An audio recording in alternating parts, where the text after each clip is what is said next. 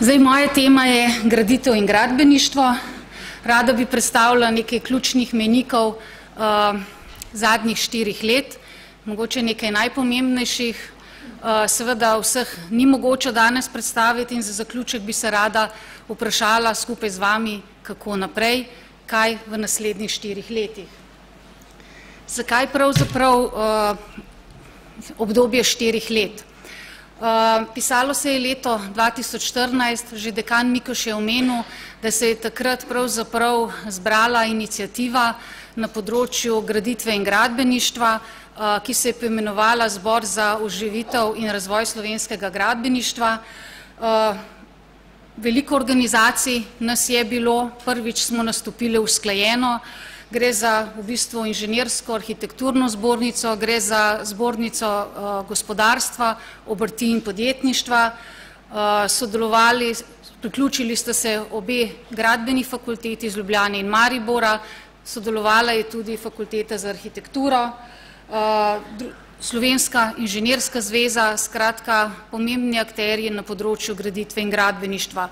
Skupaj smo pravzaprav predstavljali 8500 pooblaščenih arhitektov in inženirjev in prav toliko gospodarskih družb in samostojnih podjetnikov, vsi delujoči na področju graditve oziroma gradbeništva. Kaj se je pravzaprav zgodilo?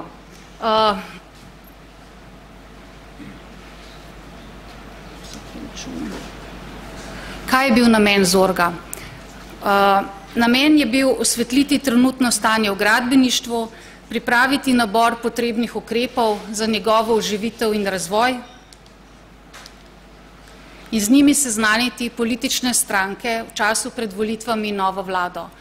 Če se spomnite, 3. julija smo imeli tiskovno konferenco, podpisali smo memorandum in v njem, tako kot je že povedal dekan Mikoš, navedli 5 zahtev s ključnimi aktivnostmi in pa 6 pričakovanih rezultatov, če bodo te zahteve upoštevane. Naslovili smo te zahteve na politične stranke in vlado. Tole je 5 zahtev.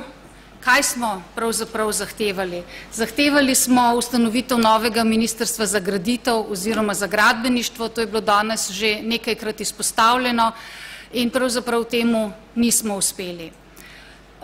Naslednje točke so bile namenjene zagotovitvi pravzaprav stabilnih pogojev poslovanja in zagonu investicij, ureditvi razmer na trgu inženirskih in arhitekturnih storitev, ustvarjanju kakovostnih delovnih mest v gradbeništvu in pa vlaganju v znanje in strokovno usposobljenost zaposlenih v panogi. Zakaj takšne zahteve? Leto 2014 je bil še vedno čas gospodarske krize, ki je bila v naši Republiki Sloveniji pravzaprav dodatno nagrajena ali pa dodana še za krizo v gradbeništvu. Kakšni naj bi bili pričakovani rezultati, če bi bile te zahteve realizirane? Gradbeništvo je panoga, ki ima velik vpliv na bruto domači proizvod in dvig bruto domačega proizvoda seveda pomeni večje blagostanje v družbi.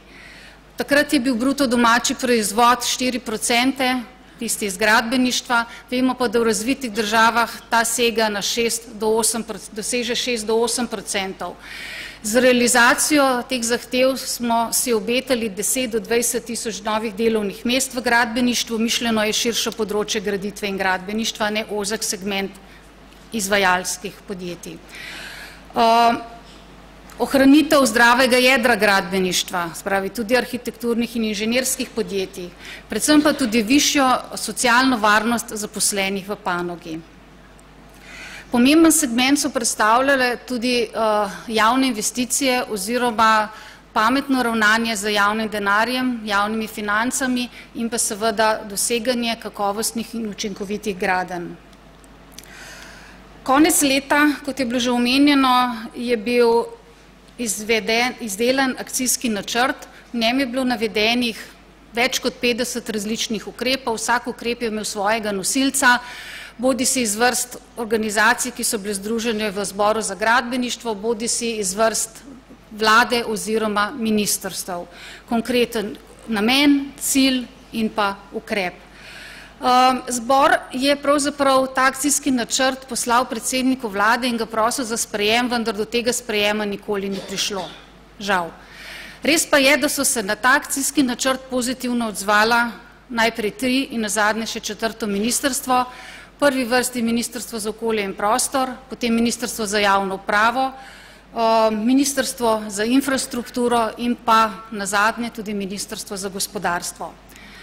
Danes lahko povemo, da je od vseh navedenih ukrepov realiziranih več kot polovica oziroma jih je implementiranih in so v izvajanju. Kljub vsemu jih številni še vedno čakajo na izvedbo oziroma so bili nekateri med njimi zavrnjeni. Če se osredotočimo najprej na tisto prvo poglavje, zagotovitev stabilnih pogojev poslovanja in zagon investicij. Tukaj bi uvodoma rada povedala, da je vlada oziroma država vsaj na nekaterih področjih investicij prepoznala pravzaprav vrednost teh investicij in pa njihov potencial in zagotovila finančna sredstva, predvsem v vlaganju v infrastrukturo. Ta vlaganja so omogočila, da pravzaprav so se gradbena podjetja v 4 letih ponovno okrepila, razmahnila, vendar pa je bil skokovit porast investicij, predvsem v zadnjih letih, in pa posledica tega je, da pravzaprav ne podjetja, bodi si izvajalska, bodi si inženirska in arhitekturna, ne izobraževalni sistem ni uspel temu skokovitemu skoku slediti v celoti in pravzaprav danes smo na točki, ko uvažamo delovno silo iz tujine, bodi si inženirje, bodi si delavce. In lahko se upravičeno vprašamo, kako je država pravzaprav načrtovala te investicije. Jih je načrtovalo usklajeno po resorjih ali ne, oziroma več kot očitno ni najbolje načrtovala in zopet se lahko vprašamo, kaj se bo zgodilo z podjetji, ki so se, bom rekla, okrepila, ki so se razvila čez 5, 10, 15 let, ker verjetno država tako skokovitega ali pa takega trenda financiranja na dolgi rok ne bo mogla zagotavljati. Ministrstvo za okolje in prostor je pravzaprav sledilo podpori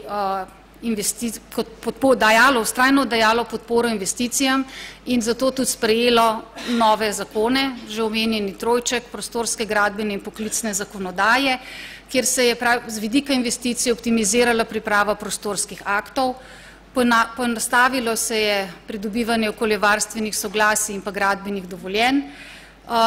Zakonodaja naj bi torej ustvarila neko za investitorje varno okolje.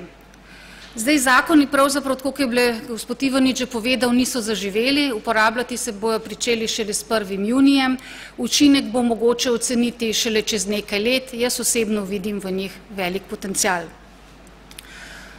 Naslednja zahteva zbora je bila ureditev razmer na trgu inženirskih storitev in gradenj.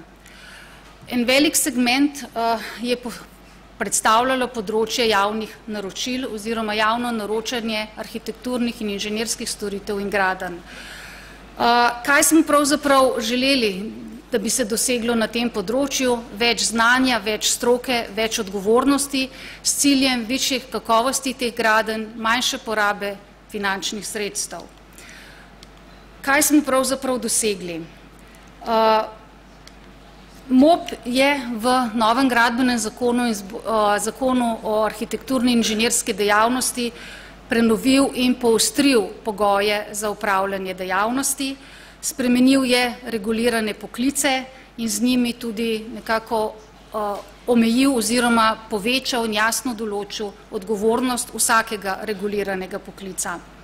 Kaj je bil namen? Namen je bil pravzaprav ureditev z našega vidika, tudi ureditev pravzaprav trga, ne preprečevanje konkurence, ampak ureditev konkurence. Namen je bil odprava prekarnega dela, odprava prodaje žigov ali pa nakupa žigov, ne nazadnje vse s ciljem višje kakovosti storitev, več denarja za vlaganje v razvoj in pa izobraževanje.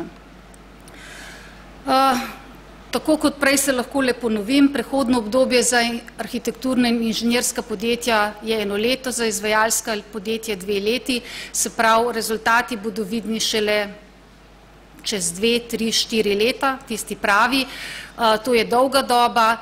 Pomembno je, da damo zakonom čas in da v njih ne posegamo, še preden se pravzaprav njihova implementacija realizira. Ureditev razmer na trgu inženirskih storitev in gradenj, kot že rečeno, en segment je javno naročanje. Ministrstvo za javno upravo je pripravilo nov zakon. Mi smo skupaj z zbornicami za gospodarsko in obrtno zelo intenzivno sodelovali pri pripravi tega zakona in uspeli smo, da je bil v zakonu implementirano merilo kakovosti kot eno od, poleg cene, obvezno merilo pri izbiri izvajalca arhitekturnih in inženirskih storitev. Žal je bil pa to samo en, bom rekla, realiziran ukrep, medtem ko kar nekaj drugih ministrstvo ni želelo realizirati. Namreč ministrstvo ni pristalo na to, da bi se v zakonu za to področje določila enotna metodologija vrednotenja finančnega in pa tehničnega dela ponudbe, kot tudi neenotna metodologija, kako pravzaprav izločiti neobičajno nizko ponudbo.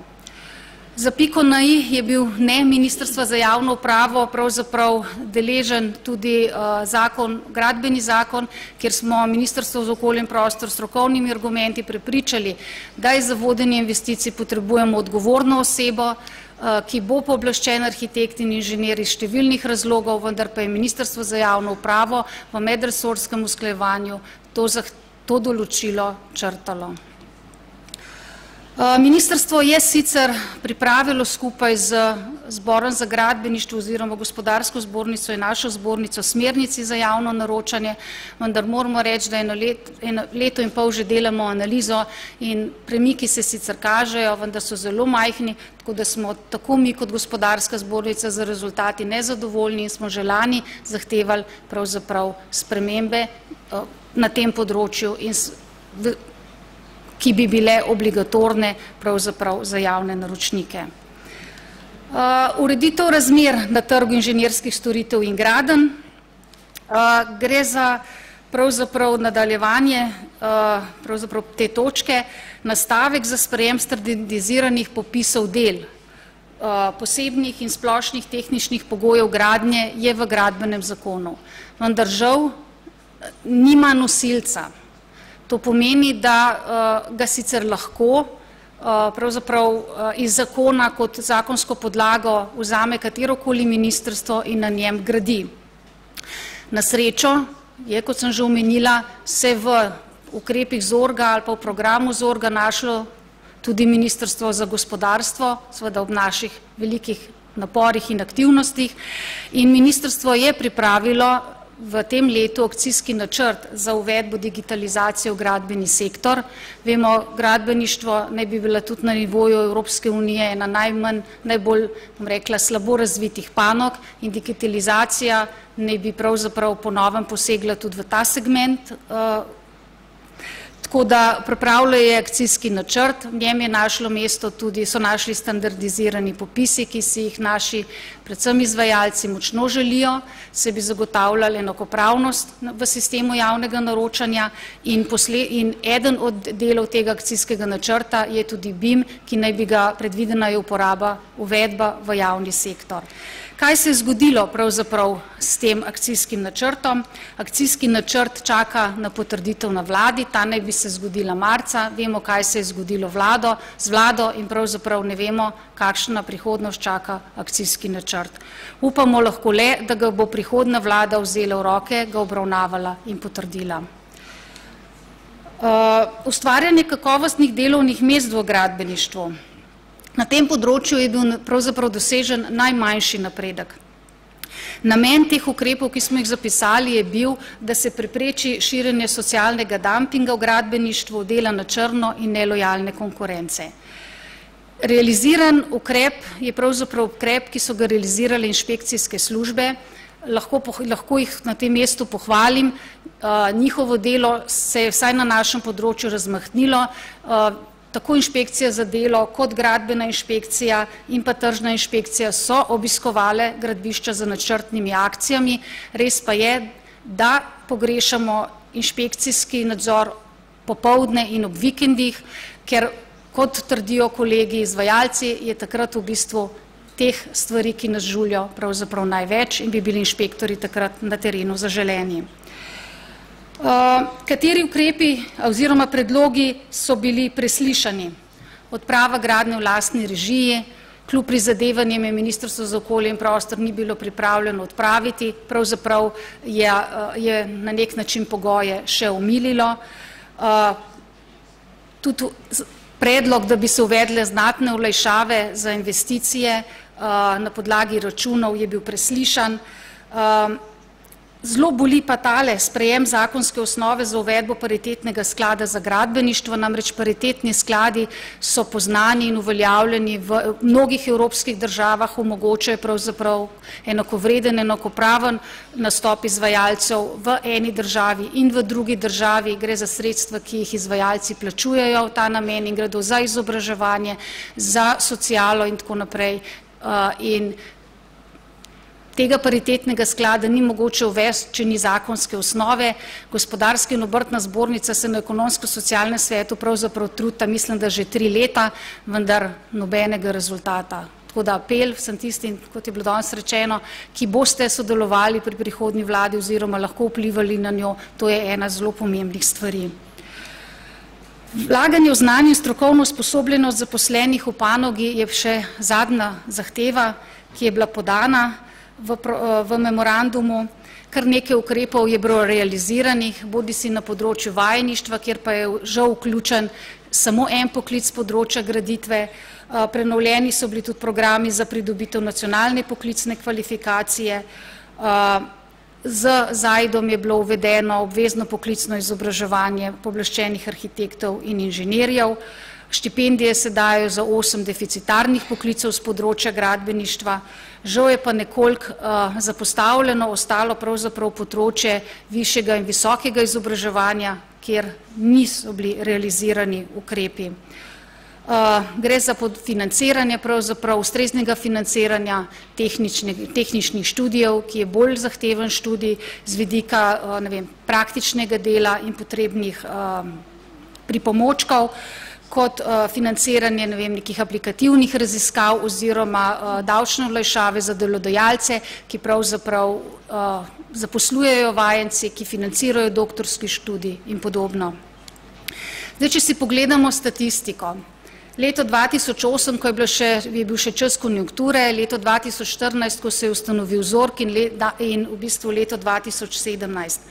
Lahko rečemo, da nekih številčnih sprememb v 4 letih oziroma v 3 letih pravzaprav še ni videti. Kot sem že omenila, veliko zakoni so bili spremenjeni, uveljavljati se bodo šele pričeli in napredek pravzaprav pričakujemo šele čez, recimo, da se bo pokazal v številkah tudi nekje čez 3-4 leta.